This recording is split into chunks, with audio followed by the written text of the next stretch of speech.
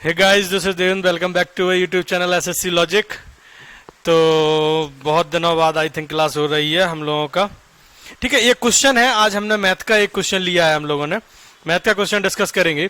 देखो, अभी इस पे डिस्कस नहीं करेंगे कि ये मैथ क्यों स्टार्ट करने वाले हैं, क्योंकि सभी को पता होगा कि रेलवे की जो है वैकेंसी नोटिफिकेशन आ चुका है और भी जो भी एग्जाम है आपके, ऑब्वियसली मतलब ये उम्मीद करते हैं कि जो भी रेलवे का आए हैं तो और भी एसएससी का तो नॉर्मल सी होना ही है। सीपीओ का आपका एग्जाम का नोटिफिकेशन पहले ही आ चुका है।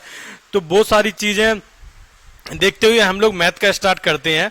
आज एक क्वेश्चन लिया है जो इसमें बच्चे बहुत ज्यादा कंफ्यूज होते हैं या नहीं भी होते हैं। कुछ बच्चे बहुत जिनकी मैथ अच्छी होती है वो नहीं भी होते हैं। तो ये आप ये क्वेश्चन जरा देखने की कोशिश करो, इसको हम लोग डिस्कस करते हैं बकाया। फिर आप लोगों का जो रिस्पॉन्स होगा उसके बाद हम लोग मैथ की क्लासेस स्टार्ट करेंगे। अच्छा, मैथ का जो है अरुण सर पढ़ा ही रहे हैं, वो अपना उनका जो भी सिलेबस चल रहा है वो कंटिन्यू चलेगा। वो चाहे कि जिस किसी भी एग्जाम को टारगेट करके पढ़ा रहे हो, वो आप जिस बच्चों के लिए वो रिलेवेंट है वो अपना उस पर कंटिन्यू करेंगे। जिन बच्चों को मेरी बातें अगर समझ में आएंगी या मैं थोड़ी भी उनके दिल तक पहुंच पाऊं तो वो जो है मेरी क्लासेस कंटिन्यू करेंगे।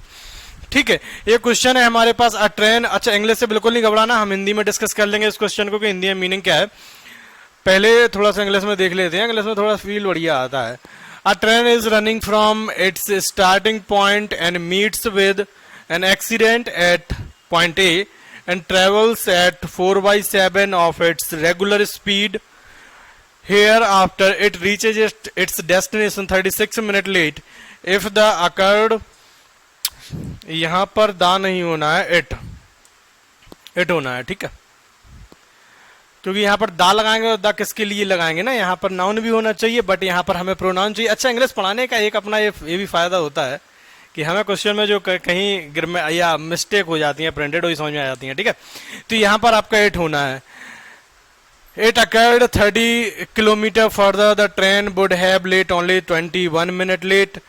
और find the initial speed of the train. इस पर्टिकुलर क्वेश्चन में हमें फाइंड करना है कि आपकी इनिशियल स्पीड जो है वो ट्रेन की क्या होगी। क्वेश्चन ये है हमारे पास, हिंदी में जरा देख लेते हैं। आप जिस किसी भी बुक को फॉलो करते हैं, ये मुझे लगता है कि एडवांस लेवल के क्वेश्चन माने जाते हैं टीचर्स के अकॉर्डिंग। बच्चों के अकॉर्डिंग तो अगर उनको कॉन्सेप्ट समझ में आते हैं तो हर एक क्वेश्चन उनके लिए बेसिक होता है, कोई एडवांस नहीं होता है। क्वेश्चन ये है कि एक ट्रेन स्टार्ट होती है, चलना शुरू करती है, एक पर्टिकुलर पॉइंट पे जो है उसका एक्सीडेंट हो जाता है। अच्छा, एक्सीडेंट होता है तो नॉर्मल सी बात है कि एक्सीडेंट अगर किसी चीज का होगा तो वो स्पीड तो नहीं पकड़ेगा ना, स्पीड तो उसकी कम ही होगी। तो उसकी उस पर्टिकुलर पॉइंट पे स्पीड जो है कम हो जाती है, फिर वो अपनी डेस्टिनेशन पर कुछ मिनट लेट पहुंचता है। उसी में सेकंड कंडीशन क्या है कि अगर वो, जैसे कि यहां पर हम देखेंगे तो एक ए पॉइंट है, ठीक है, यहां पर अगर ट्रेन यहां से चलना शुरू करती है, बी पॉइंट पर उसका एक्सीडेंट होता है और सी पॉइंट पर जो है उसका जो भी अपना एक्चुअल नॉर्मल टाइम रहा होगा उस टाइम से वो है 36 मिनट लेट पहुंचती है। बड़ा ध्यान से समझने की कोशिश करना। ठीक है, यहां पर एक लड़का होता है, वो प्रॉमिस करता है, किससे प्रॉमिस करता है, उनसे प्रॉमिस करता है। ठीक है, क्या प्रॉमिस करता है कि वो जो है मिलने का वादा करता है, यहां से चलना शुरू करता है। अच्छा, उसने फिक्स कर रखा था कि हम इतने समय में यहां पे पहुंच जाएंगे, पर वो यहां पर उसका गलती से होता क्या है कि उसकी किस्मत खराब होती है और उसका एक्सीडेंट हो जाता है। वो डेस्टिनेशन पे क्या पहुंचता है, 36 मिनट लेट पहुंचता है। जो उससे मिलने आया था या आई थी वो जो है चला जाता है। ठीक है, सेकंड कंडीशन में अब वो कैलकुलेट करता है कि इन केस अगर ऐसा होता कि वो एक्सीडेंट यहां ना होकर यहां होता। अब वो फोन घुमाता है और पूछता है कि भाई मतलब क्यों चले गए तुम, तो उसने बोला कि मेरे पास 36 मिनट नहीं थे, मेरे पास सिर्फ जो है 15 मिनट थे, अगर आप 15 मिनट लेट आते तो हम आपसे मिल लेते। ठीक है, तो अब वो सोचता है, कैलकुलेशन करता है, क्योंकि वो तैयारी कर रहा है एसएससी की और रेलवे की, उसने मैथ पढ़ रखी है। वो कैलकुलेट करता है कि अगर मैं यहां पर 30 किलोमीटर आगे अगर ये एक्सीडेंट होता, तो एक्सीडेंट उसने फिर भी एक्सेप्ट कर लिया कि एक्सीडेंट होता, पर मैं इस डेस्टिनेशन पॉइंट पर थोड़ा सा जल्दी पहुंच जाता, 21 मिनट। अब जो उसको डेस्टिनेशन में पहुंचने में देरी होती वो आपकी कितनी हो जाती, 21 मिनट। ठीक है, वो हो जाती है आपकी 21 मिनट। और जो पहले इसको जाना था, इसके फ्रेंड को जिससे मिलने आया था, उसको वो जो है 15 मिनट से ज्यादा नहीं रुक सकती थी। ठीक है, फर्स्ट कंडीशन में क्या है, 36 मिनट लेट पहुंचता है।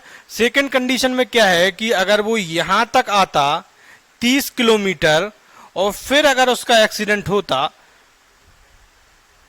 तो वो सिर्फ 21 मिनट लेट होता। ठीक है, क्वेश्चन आपको समझ में आ गया है। सबसे पहले क्वेश्चन समझने की कोशिश करो। ठीक है, कि देखो मैथ और लैंग्वेज में थोड़ा सा डिफरेंस ये है कि लैंग्वेज में चीजें आपकी बड़ी क्लियर विजिबल होती हैं कि अगर गलती होती है तो आपको इजीली समझ में आ जाता है कि यहां पर गलती है। मैथ में थोड़ा सा कॉन्सेप्ट को आपको समझना होगा। यहां पर उसका, यहां से क्वेश्चन में, यहां से कोई भी एक पर्टिकुलर आदमी है जो चलना शुरू करता है, यहां पर उसका एक्सीडेंट होता है और वो अपने जो डेस्टिनेशन पॉइंट पर पहुंचता है। अच्छा, एक्सीडेंट के बाद जो स्पीड है उसकी स्पीड कम हो जाती है। ऑब्वियसली बात है, जब आप किसी से टक्कर करेंगे तो स्पीड बढ़ेगी थोड़ी ना, स्पीड तो आपकी कम ही हो जाएगी। तो स्पीड क्या होगी, वो आपकी पहले अपनी जो इनिशियल स्पीड है उसके 4/7 से चलना शुरू कर देता है।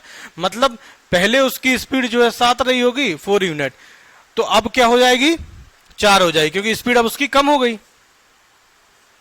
ठीक है, स्पीड कम होने की वजह से वो यहां पर 36 मिनट लेट पहुंचेगा पहली कंडीशन में। सेकंड कंडीशन में वो ये कह रहा है कि अगर एक्सीडेंट उसका थोड़े से और आगे होता, पहले ना होकर थोड़ा और आगे होता, तो फिर वो 36 मिनट लेट ना होकर सिर्फ 21 मिनट लेट होता। ठीक है, ये बात आपको समझ में आ गई। अच्छा, इसका एक बहुत ही बेसिक सा कॉन्सेप्ट है जो हम यहां पर डिस्कस कर लेते हैं। इस डायग्राम को हम लोग फिर से बना लेंगे, डोंट वरी। ठीक है, और एसएससी में देखो इस तरीके के क्वेश्चंस पूछे जाते रहे हैं, आगे भी पूछे जाएंगे। हालांकि पहले एक ट्रेंड था जब इस तरीके के क्वेश्चन को आपका बहुत ही जो है टफ माना जाता था, बट मुझे लगता है कि आज के ट्रेंड में बहुत एवरेज क्वेश्चन हो गए। आपको जब मैं अभी एक्सप्लेन करूंगा तो आपको समझ में आ जाएगा कि इन क्वेश्चंस में पेन चलाने की भी जरूरत नहीं है, अगर आपका दिमाग और निशाना सही जगह लगता है। ठीक है, एक कॉन्सेप्ट होता है, जरा आप इस बात को समझने की कोशिश करना कि जैसे कि सपोज करो ये डिस्टेंस है हमारे पास, ये कोई अपनी डिस्टेंस है, ये पूरी हमने डी डिस्टेंस यहां पर मान ली। ठीक है, डी डिस्टेंस मान ली। यहां से एक लड़का चलना शुरू करता है, वो अपनी S1 स्पीड से, हम लोग लेटर ले रहे हैं, इससे थोड़ी सी बात समझ में आने की कोशिश, मतलब समझने की थोड़ा कोशिश करना कि S1 स्पीड से चलेगा और T1 टाइम लेगा। जो देखो हमारा फॉर्मूला होता है चाल बराबर दूरी बटे समय। ठीक है, या इसका जो होता है हमारा speed is equal distance upon time.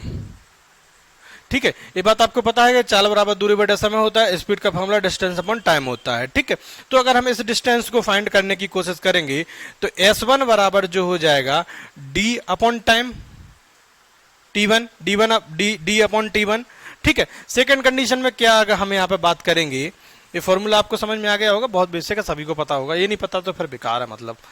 ठीक है, यहां पर क्या होगा कि यहां पर एक और लड़का चलना शुरू करता है जो इस पर्टिकुलर डिस्टेंस को कवर करने के लिए S2 स्पीड लेता है, और टाइम जो लेता है वो कितना ले लेता है, T2 टाइम लेता है। ठीक है, अच्छा यहां पर जो है डिस्टेंस जो हमारी हो जाएगी वो S1 इंटू T1 हो जाएगी।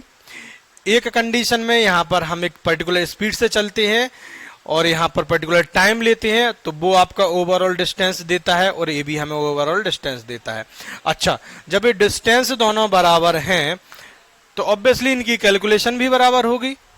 तो यहां पर जो है डिस्टेंस क्या हो जाएगी, डिस्टेंस अगर बराबर है तो इन्हें हम बराबर कर सकते हैं, S1 इंटू T1 बराबर S2 इंटू T2। तो एक सिंपल एक सिंगल फॉर्मूला है टाइम एंड डिस्टेंस में, जिसमें आप टाइम एंड डिस्टेंस के सारे टफ से टफ क्वेश्चन, किसी भी लेवल के क्वेश्चन आते हो, किसी भी लेवल के, ठीक है। बोट एंड स्टीम हो गया, टाइम एंड डिस्टेंस हो गया। अगर आप लोग कंटिन्यू करेंगे तो हम इन पे बहुत सारी चीजें जो है मैं डिस्कस करूंगा, बहुत सारी चीजें हम लोग इसमें करेंगे।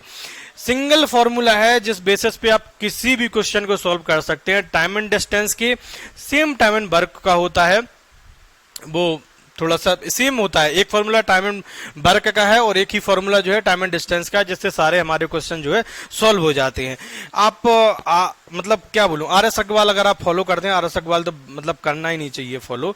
आप किरण को फॉलो करिए, रुक्मणी, मतलब किसी भी बुक को आप फॉलो करिए, बट जो कॉन्सेप्ट हैं समझने के करने के, वो आप थोड़े से अपने चेंज करिए, क्योंकि कॉन्सेप्ट यह क्वेश्चन है जो हमें मार्क, देखो कंपटीशन में इंग्लिश तो बिल्कुल टाइम लेती नहीं है, ठीक है। अगर आपको क्वेश्चन आ रहा है तो आ रहा है, नहीं आ रहा तो नहीं आ रहा। टाइम टेकिंग जो हमारे पोर्शन होते हैं वो आपका मैथमेटिक्स होता है, रीजनिंग होता है, जहां पे हमारा टाइम लगता है। तो यही स्कोरिंग सब्जेक्ट होती हैं, यहीं से हमारा स्कोर कम होता है या ज्यादा होता है, मेरिट में जाते हैं, मेरिट से बाहर होते हैं, ठीक है।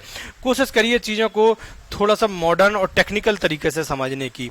जो पुराने फॉर्मूले हैं, कॉन्सेप्ट है, पूरी अर्थमेटिक में कहीं फॉर्मूला नहीं है, कुछ भी आपको याद करने की जरूरत नहीं है, सिंगल चीज को याद करने की जरूरत नहीं है। फिर भी उसके बाद बुक्स में तमाम प्रकार के फॉर्मूले लिख दिए जाते हैं, एजीएस ट्रिक लिख दी जाती है, दुनिया की सबसे प्यारी ट्रिक, इसको लगाओ 2 सेकंड में आंसर ले जाओ, छूमंतर कर दो। मतलब क्या क्या बदतमीजी है यार। बच्चा मतलब ग्रेजुएट हो गया, उसको इस तरीके की बातें समझाई जाती हैं और वो उसके बाद भी उन कॉन्सेप्ट को फॉलो करता है सिर्फ इस वजह से कि वो अपना दिमाग लगाना नहीं चाहता है, ठीक है। अगर आप एक बार दिमाग लगाएंगे पूरी अर्थमेटिक में, आप एक बार सिस्टमेटिक तरीके से पढ़ लेंगे, चाहे फिर वो रेशियो हो गया, मिक्सचर हो गया, आपका परसेंटेज हो गया, कोई भी हो, सिस्टमेटिक तरीके से अगर एक बार समझ लेंगे, आप अपने खुद के कॉन्सेप्ट बना लेंगे। वहां कोई रॉकेट साइंस नहीं है, बड़े सिंपल से कॉन्सेप्ट हैं, ठीक है।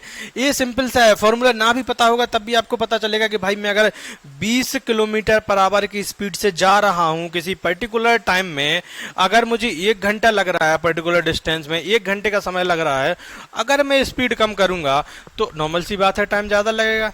तो ये गधे को भी बात समझ में आ जाएगी कि मैं अगर इतने स्पीड से चल रहा हूं और मैं अगर अपनी स्पीड कम करूंगा तो टाइम ज्यादा लगेगा, और स्पीड बढ़ा दूंगा तो टाइम कम लगेगा, नॉर्मल सी बात है। तो यहां पर जो भी आप चेंज करेंगे उसका जो ओवरऑल मल्टीप्लिकेशन होगा वो आपके इसके बराबर हो जाएगा। तो ये आपकी दोनों चीजें जो हो जाएंगी वो आपकी हो जाएंगी बराबर, ठीक है। यहां से हमें क्या फाइंड होगा, S1 अपॉन S2 बराबर T2 अपॉन T1। अच्छा, ये कॉन्सेप्ट है जो हमें जरूरत पड़ेगी हर क्वेश्चन को सॉल्व करने के लिए टाइम एंड डिस्टेंस की, कि आपका S1 और S2 का जो रेशियो होगा वो T2 और T1 का रेशियो हो जाएगा। इससे हमें एक बात समझ में आती है कि अगर हम स्पीड का रेशियो हमें पता हो और स्पीड के रेशियो को रेसिप्रोकल कर दिया जाए तो टाइम का रेशियो निकल आएगा। यही तो देखो फॉर्मूले से निकला है, यहां हमने याद थोड़ी ना किया कुछ कि S1 S2 का जो रेशियो है उसको हमने घुमा दिया तो T2 T1 का रेशियो आ गया, ठीक है। इतनी सी बात समझ में आ गई। ये वो बात है जो हमें समझने की जरूरत थी। अब हम वापस आते हैं अपने क्वेश्चन पर, ठीक है। तो ये क्वेश्चन वो क्वेश्चन है, अगर आपको समझ में आ गया है तो आप ये मान लो कि आपको फिर टाइम एंड डिस्टेंस का कोई ऐसा क्वेश्चन नहीं होगा जो आपके समझ में नहीं आएगा, ठीक है।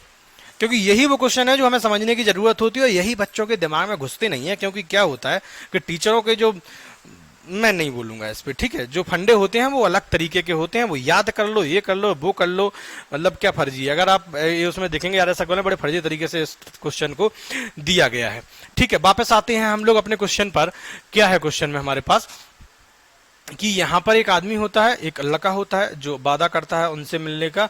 किनसे मिलने का, अपना जो है आप अपने हिसाब से अज्यूम कर लो कि वो यहाँ पर मिलने का वादा करता है। ए पॉइंट से चलना शुरू करता है, बी पॉइंट पर उसका एक्सीडेंट हो जाता है, सी पॉइंट पर वो लेट हो जाता है। कितना लेट होता है, 36 मिनट लेट हो जाता है, ठीक है। अब वो कैलकुलेशन करता है कि अगर मैं यहाँ एक्सीडेंट ना होता और मेरा एक्सीडेंट इससे 30 किलोमीटर आगे होता, 30 किलोमीटर आगे होता, तो फिर क्या हो जाता कि वो कम लेट होता। लेट तो तब भी होता बट फिर वो कम लेट होता। फिर कितना लेट होता, सिर्फ 21 मिनट लेट होता। ये बात समझ में आ गई, सिर्फ 21 मिनट लेट होता। अभी एक्सीडेंट के बाद होता ये है कंडीशन में कि उसकी जो स्पीड होती है उस स्पीड से, जो उसकी इनिशियल स्पीड होती है उस स्पीड के 4/7 से जो है वो रिड्यूस हो जाती है उसकी स्पीड। तो अच्छा, पहले अगर हम स्पीड देखें, पहले अगर उसकी स्पीड का रेशियो अगर उसका क्या हो जाएगा, 7:4 हो जाएगा, क्योंकि तो पहले स्पीड ज्यादा रखनी। अच्छा, बच्चों को कंफ्यूजन यहां भी होती है, देखो ऐसा नहीं होता है कि कुछ बच्चे मतलब गधे होते हैं, उनके पास दिमाग नहीं है, ऐसा नहीं है। कई बच्चों का इंटरेस्ट नहीं होता है मैथमेटिक्स में, उनका नहीं आती हैं बातें समझ में, बहुत बेसिक बेसिक सी नहीं आती हैं। इंग्लिश में भी बहुत बच्चों को नहीं आती हैं। बिल्कुल डोंट वरी, बिल्कुल टेंशन नहीं लेनी है, थोड़ा सा लॉजिक समझो। बच्चों को तो ये भी नहीं आता है कि उसको मैं कैसे रिप्लेस करूँ, पुरानी स्पीड 4 होगी कि नई स्पीड 4 होगी। ठीक है, आप स्पीड देखो, अगर स्पीड कम होगी तो ऑब्वियसली बात है पुरानी स्पीड ज्यादा रही होगी, तो ज्यादा स्पीड तो ये है हमारे पास, तो ये आपकी ज्यादा हो जाएगी। जो पुरानी स्पीड होगी वो हमारी पास 7 हो जाएगी, नई स्पीड जो हो जाएगी 4 हो जाएगी। अच्छा, अब आप देखते हैं कि इस पर्टिकुलर डिस्टेंस में डिस्टेंस जो है आपकी कॉमन है, डिस्टेंस कॉमन है, तो फिर दो वो फॉर्मूला हमने देखा था S1 रेशियो S2 बराबर T2 रेशियो T1। ठीक है, वो फॉर्मूला हर उस जगह पे लगेगा जहां पर डिस्टेंस आपकी कॉमन होगी या डिस्टेंस आपकी सेम होगी। तो यहाँ पर डिस्टेंस सेम है तो हम इसको रेशियो को चेंज कर सकते हैं। चेंज क्या करेंगे, जो हमारा टाइम का रेशियो हो जाएगा वो हमारा क्या हो जाएगा, 4:7। इसका मतलब ये है कि अगर हमारे पास स्पीड ज्यादा होगी, देखो ये बातें सारी समझने की हैं, जिस बच्चों को समझ में आ रही हो उसके लिए तो ये सब कुछ है ही नहीं, वो तो हम बाद में देखेंगे कि उसको करना क्या है। ये बातें सिर्फ उन बच्चों के लिए है जिसको समझ में नहीं आ रही हैं बातें। ठीक है, तो एस का क्या हो जाएगा, रेशियो हो जाएगा 7:4। टाइम का रेशियो रेसिप्रोकल हो जाएगा या इसका अपोजिट हो जाएगा, तो वो हो जाएगा 4:7। अच्छा, अब हम यहाँ पर देखेंगे कि ए S1 हो जाएगा और ए S2 हो जाएगा, ए T1 हो जाएगा, ये आपका T2 हो जाएगा। देखो हर क्वेश्चन में मैं मैथ में भी यही बताऊंगा, इंग्लिश में भी यही बताऊंगा कि हमारा टारगेट क्वेश्चन का आंसर फाइंड करना नहीं होना चाहिए, हमारा टारगेट लॉजिक को समझना होना चाहिए। अगर आपने लॉजिक पे काम कर लिया तो आपके क्वेश्चन किसी भी तरीके से घुमा फिरा के दे दिया जाए, आपसे गलतियां नहीं होंगी। ठीक है, इस बात को थोड़ा सा समझने की कोशिश करिए आप। देखो अब इसका जो मल्टीप्लाई अगर हम करेंगे 7 × 4 28 आ जाएगा, और ए भी देखो 28 आ जाएगा। इसका मतलब है कि ये डिस्टेंस हमारी कॉमन नहीं है। ठीक है, हालांकि ये करना नहीं था, ये हमने देखने के लिए किया था कि इनका रेसिप्रोकल इसीलिए होता है क्योंकि इनका जो चेंज हो पॉसिबल ही नहीं है चेंज होना, कि आप इसको अपोजिट करेंगे तो वो सेम मल्टीप्लिकेशन जो होगा सेम उनका जो होगा आ जाएगा, इसका मल्टीप्लाई उसका मल्टीप्लाई सेम आ जाएगा, डिस्टेंस आपकी कॉमन हो जाएगी। ठीक है, यहां तक हमने बात समझ ली कि डिस्टेंस हमारी कॉमन थी, स्पीड का रेशियो जो है हमारा क्या हो जाएगा, 7:4 हो जाएगा, 4:7 हो जाएगा। ठीक है, अब वो क्या कह रहा है इसमें, ये टाइम है हमारा, पुराना टाइम हमारे पास 4 यूनिट लग रहा था, नया टाइम जो हमारा 7 यूनिट लग रहा है। वो क्या कह रहा है कि भाई हम जब लेट हो गए 36 मिनट लेट हो गया है। अच्छा 36 मिनट लेट क्या हो रहा है, यहाँ पर 3 यूनिट की वैल्यू तो बढ़ रही, पहले 4 लग रहा था अब लग रहा 7 लग रहा, तो कितना चेंज हो रहा, 3 यूनिट। 3 यूनिट किसके बराबर है, 36 मिनट के, क्योंकि यही 36 मिनट की वजह से तो ये 3 यूनिट बढ़ा है। अगर 36 यूनिट ना बढ़ते, 36 मिनट ना बढ़ते तो फिर हमारी यूनिट भी ना बढ़ता। ठीक है, तो ये हमारा चेंज जो हुआ है वो हो जाएगा 30, तो 1 यूनिट की वैल्यू कितनी आ जाएगी, 12। अच्छा ये 12 मिनट आ जाएगी, तो एक्चुअल जो टाइम लग रहा होगा वो कितना हो जाएगा, अगर इनिशियल टाइम है ना, यही तो पहले टाइम लग रहा था, तो टाइम क्या हो जाएगा, इसका दोनों का मल्टीप्लाई करेंगे, 12 और 4 कितना हो जाएगा, 12 × 4 हो जाएगा अपना 48। तो इससे हमें एक बात समझ में आती है कि हमारा पास जो एक्चुअल टाइम था, एक्चुअल टाइम, ठीक है, जो रियल टाइम था, अगर एक्सीडेंट ना होता तब कितना टाइम लगता, इतनी डिस्टेंस कवर करने में हमें लगता 48 मिनट। ठीक है भाई, अब इतनी बात समझ में आ गई। अब आगे बढ़ते हैं, देखो फर्स्ट कंडीशन हमने देख ली, अब हम आगे बढ़ते हैं, अब इसको भूल जाते हैं। अब हम आते हैं इस पॉइंट पर, सी पॉइंट पर। ठीक है, सी पॉइंट पर, अब उसका पहले एक्सीडेंट बी पे हुआ था, अब हो रहा है सी पर। सी पर क्या हो रहा है, अब वो कह रहा है कि स्पीड में जो है वो चेंज नहीं हुआ है, स्पीड उसी तरीके से है कि स्पीड जो है पहले अपनी 7 थी अब 4 हो गई, स्पीड का जो है वो सेम कैलकुलेशन है, सिर्फ टाइम बदल रहा है। वो कह रहा है कि 30 मिनट अगर आगे हुआ होता तो हमें 36 मिनट लेट ना होगा, सिर्फ 21 मिनट लेट होता। 21 मिनट जो आपका लेट होता, तो यहां पर हम साफ करेंगे। ठीक है, ये क्वेश्चन में नहीं है, ये अलग से है, यहां पर हम साफ करेंगे। ठीक है, यहां पर हम लोग साफ करेंगे और यहां पर क्या देखेंगे, अब हो रहा है सिर्फ 3 यूनिट का चेंज। अब 3 यूनिट का चेंज कितना कर रहा है, 21 मिनट को चेंज कर रहा है, 21 मिनट को, तो 1 यूनिट की वैल्यू कितनी आ जाएगी, 7 आ जाएगी। 7 × 4 कितना हो जाएगा, 28 हो जाएगा। तो अब इस बात से हमें क्या समझ में आ रहा है भाई, कि अगर एक्सीडेंट हमारा यहां हुआ होता, ठीक है, अगर एक्सीडेंट हमारा यहाँ हुआ होता तब फिर हमें यहाँ पर अपने डेस्टिनेशन पर पहुंचने में कितना टाइम लगता, 28 मिनट का टाइम लगता। ठीक है, अच्छा ए भी एक्चुअल टाइम है और ए भी एक्चुअल टाइम है, और भाई ए भी एक्चुअल डिस्टेंस है, और ए भी जो यहाँ पर रिमेनिंग टाइम बचा होगा वो भी आपका एक्चुअल टाइम हो जाएगा कि नहीं होगा।